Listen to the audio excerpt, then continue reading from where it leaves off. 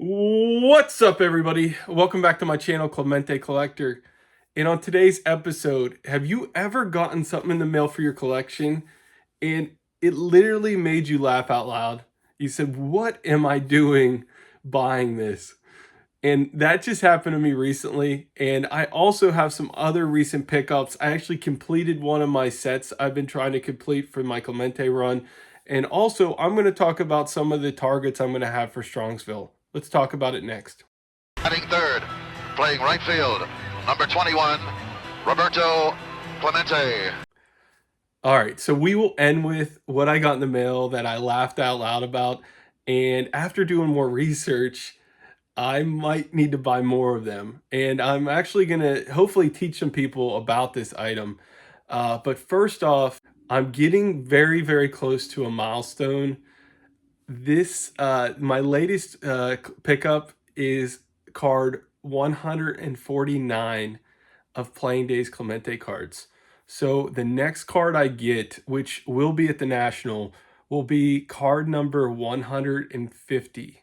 So that's going to be a really big milestone for me. Clemente has about 200 and about 285, 290 Playing Days cards and items. And that's based on using the PSA registry. I know obviously I'm not a huge PSA fan, but the registry is a really nice checklist to use to give you an idea of what's out there. So I'm gonna hit 150, and I kind of been saying it all along. To me, this is really a marathon for me.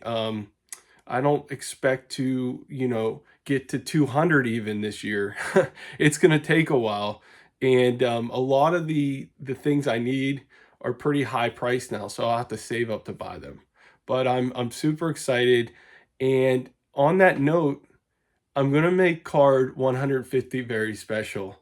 I have a list of cards that I really, really want to get at Strongsville, and I wouldn't mind sharing them with you guys. So I'll show you the 5 cards I would love to get at Strongsville this year, and I'll show them up on the screen right over here. So the number one card I would love to get at Strongsville this year is the 1968 Bazooka Clemente card. It's a card I've been hunting for years, and I've never been able to find the right one for the right price, and it is the rarest Clemente Bazooka card. So, rightfully so, it's going to take some time. The next card that I would love to get at Strongsville is the 1967 Clemente for Mayor card. It was a test issue. They're not extremely scarce. You see them on eBay and things like that, unlike the 68 Bazooka, but it's just the right price, the right condition. Everything's got to line up, and that just hasn't happened yet for me. Number 3 is the 1965 Bazooka Clemente card. I only need 2 Bazooka Clemente cards to finish the run, and that would be the second one. At number 4, it's the 1966 Venezuelan Clemente Aaron Mays card. Um, it's it's one of the easier Venezuelan Clemente cards to get because it's a multiplayer card, but I still haven't got it yet, and I would love to get that card. In my opinion, it's the best multiplayer card of all time. And then at number 5 is the 1962 Jello Clemente card. It is a lot more scarce than the 63 Clemente Jello card, and it's the last card I need to have all the Jello and posterior cards. So that would be the 5 cards. I'd love to get one of the 5. Unfortunately, I don't have a big enough budget to get more than one probably. So I'm going to cross my fingers and hope that I can get one of those 5. If you're going to Strongsville and you see one of the 5, let me know. I'd appreciate it. And why don't we get to, oh, before we get to that, I'm wearing my Clemente collector shirt today. So I had somebody send me an email that they would love to have a Clemente collector shirt, and it's flattering. But I could see if you're a Clemente collector, it is a cool shirt to rock out. So I unfortunately I don't want to put in work to sell them myself and figure out how to do that for just a couple people that might want them. So the lady who made this for me is a family friend, and she has a side business of making t-shirts. So basically, I got a hold of her. She said, if anybody wants a Clemente collector shirt, she said, give them my email address. I will send them one for $30 shipped, and I will put her email down below if you want a Clemente collector shirt. It'll be this on the front, and it'll be a blank back. But yeah, it's really flattering. I'm not making any money. She's not making very much money. It's more just to, if somebody loves the shirt, it's more of just to share it. It's not some type of money maker for me, guys. So I hope you don't take it the wrong way. All right, so let's get to my pickups. So this is a lot of fun. I finished one of my Clemente runs recently. That's the thing about being a player collector is, you want to feel that sense of accomplishment, and obviously, like I said, to get all his playing days cards, that's going to be a lifelong marathon. But if I can get some subsets along the way, in my opinion, then that does really make me feel good about achieving a goal. And I recently achieved one of my goals is to get all the Clemente exhibit cards. Just recently, I picked up the 1963 Clemente exhibit card, and 63 was one of the years they did the stat back. So this for me has been the hardest exhibit card to find for the right price, the right quality, and I paid $85 ship for this. It's a great looking card, and what I'm gonna do is I'm gonna show on the screen all four of them together. So we have the blank back 1947 to 1966, the 1962 black back, the 1962 red back, and then this is the 1963 red back. Now, somebody that knows Clemente cards might say, you do not have the Pittsburgh exhibit Clemente card. Now, to me, that's in a different category.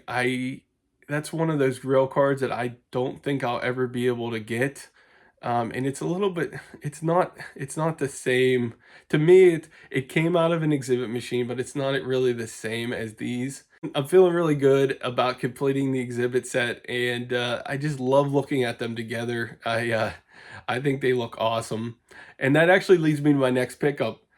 I also picked up a 1963 Stan Musial stat back exhibit. It's right here.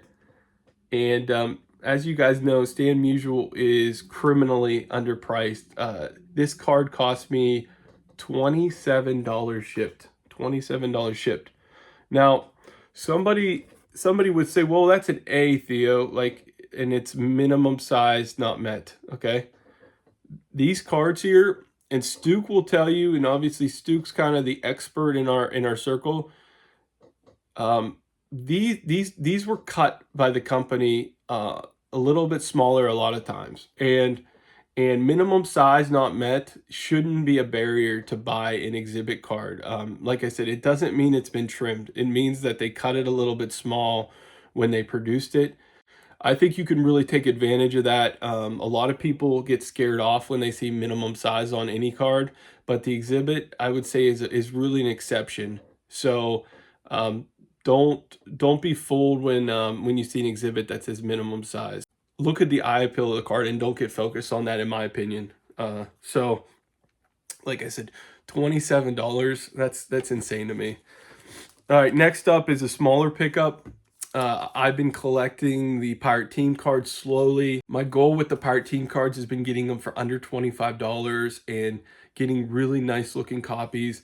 And I've been very patient. This is, I think, my 8th Pirate Team card. It's 1958. And look at that.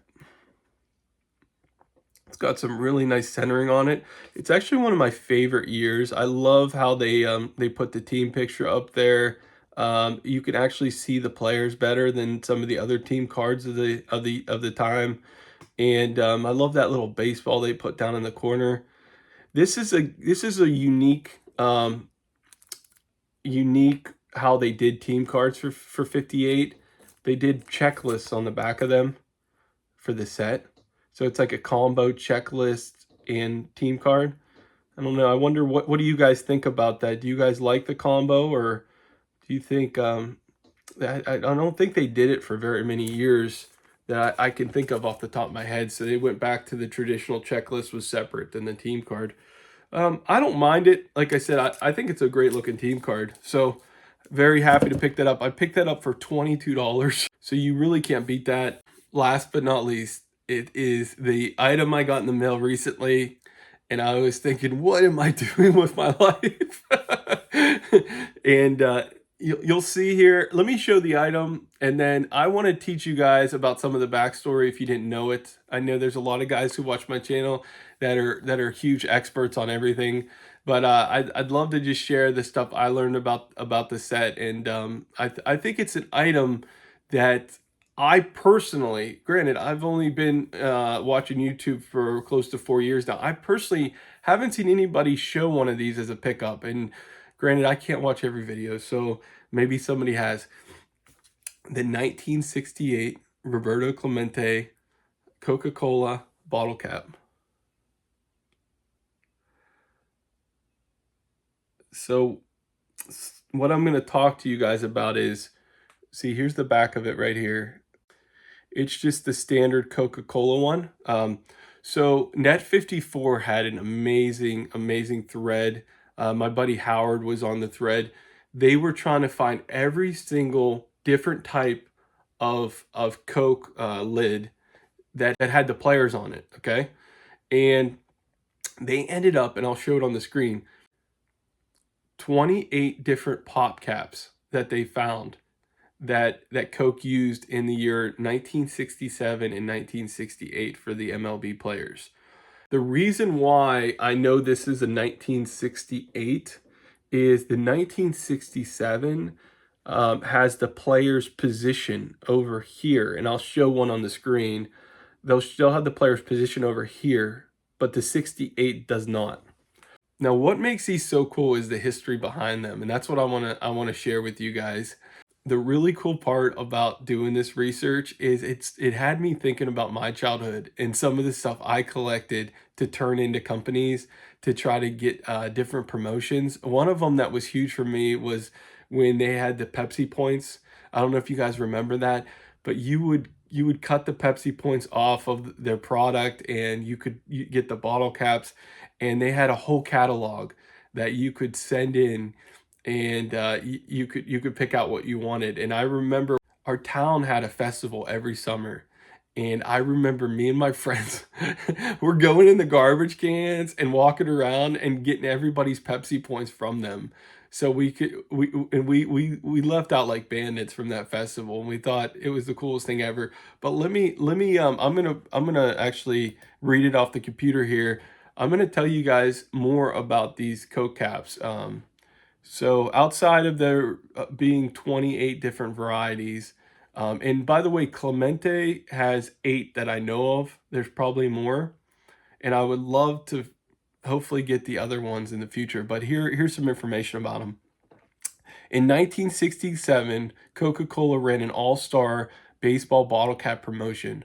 Bottle caps of Coca-Cola, Tab, and Fresca, which had a baseball on the top of the cap, featured a black and white portrait of the player with a number to match the saver sheet provided by the retailer or newspaper. Different cap saver sheets included match the all-star or a major league team that was local to your area, 25 team players, and 10 all-star caps.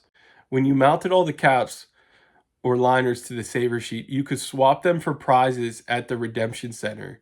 You were also allowed to draw in a cap that you didn't have. Trade in 5 complete sheets and you would receive an official Little League baseball, 4 complete collections, a baseball cap with a team emblem, and only 1 complete set, you would get 6 autographed pictures of players. The pictures were issued by Dexter Press, and 12 players were made for each team. The offer expired in June 30th, 1967. Unused factory caps employees took home from the bottling plant, and they do show up on the market. These caps are in near mint condition and can sell for a premium. So I'm I'm gonna show that's this is obviously the 1967 Dexter press for Clemente. So could you imagine, and I'm gonna show it on the screen, there's an all-star, okay, there's an all-star saver sheet, okay? And it was obviously the most popular sheet to fill out, and it looks really, really cool. You literally put the cap on the player's face. You know, a kid was trying to get the all-star saver sheet filled out and send them in to get the all-star. You only have to send in one, and you would get the all-star Dexter Press photo pack. And this here is the Clemente all-star photo, okay, from 1967. So the other crazy thing about the promotion was that a kid was allowed to not have the cap, but to draw the cap on the sheet. So could you imagine how many kids didn't have the caps and they drew on the sheet and they still got the pictures? So it's how freaking cool is this, guys? You got the cap with the Dexter press now. Like, to me, I can't believe how I didn't go after some caps sooner, because they just they just go together, right? And then here's the 1968 Dexter Press at Clemente. In 68, I'm sorry, Dexter Press did better than Tops. This is one of the best sets of the time. You can't beat the Clemente image here of him out there in the field. The only reason why, to me, this isn't more cherished or gone after in the community is that they're not, you know, they're not scarce like some of the other oddball stuff out there. To me, this is one of the best Clemente cards out there. But I really, really enjoyed doing some research on the Coke caps. And, you know, my Coke cap has a little bend in it. It was literally on top of a bottle, and they weren't didn't have twist caps in the 60s, right? So you had to crank the cap off of the top of the Coke. So you're not going to find them without bends, but as it said in the article, you will see some that are I called it uncapped, but you'll see some that were unused because somebody from the bottling company took it home with them. So I have seen those online, but I do think it's really, really cool to to have a cap that was off a bottle and it survived all these years later. So I'm gonna be going after these caps more than I did in the past, and I think it's super cool. I know we in this hobby really, really focus on cards, especially standard size cards like tops and stuff. But this is the type of stuff that has some of the coolest stories behind it, in my opinion. It's just the 60s had so much cool innovation, and this is another example of innovation. Um, you know, a company figuring out a way to sell more product, but it also allowed people to collect things that might not have had the money to buy the packs of cards. And I'm sure if you talk to somebody that grew up in the 60s, they would talk about their fond memories of being able to collect some of these caps, just like I collected Pepsi points and sent them in. And I would love to hear if you're somebody that was able to collect some of the Coke caps. I'd love to hear it in the comments and tell me a little bit about it and what it was like. And did your friends think they were cool? Did they think they were worth keeping? I'm sure I'm sure the reason why they're not more plentiful is because, I mean, most kids are going to trade them in for this, right? So so this is one of those items that they might have been plentiful and produced a lot, right? But number one, a lot of people said, "Oh, this is just the top of a cap, throw it away," right? So it's not like a card that it's like I need to save that, right? And then second off, how many of them went back to the company, right, and then got destroyed?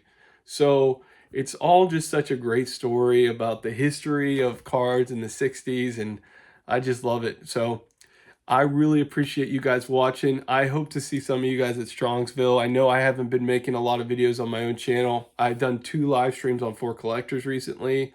If you haven't seen them, check them out. But I cannot wait. I'm counting down the days. If I don't see you at Strongsville, hopefully I'll see you at the National this year. But thanks anybody that watched this video. I'll see you on the next one.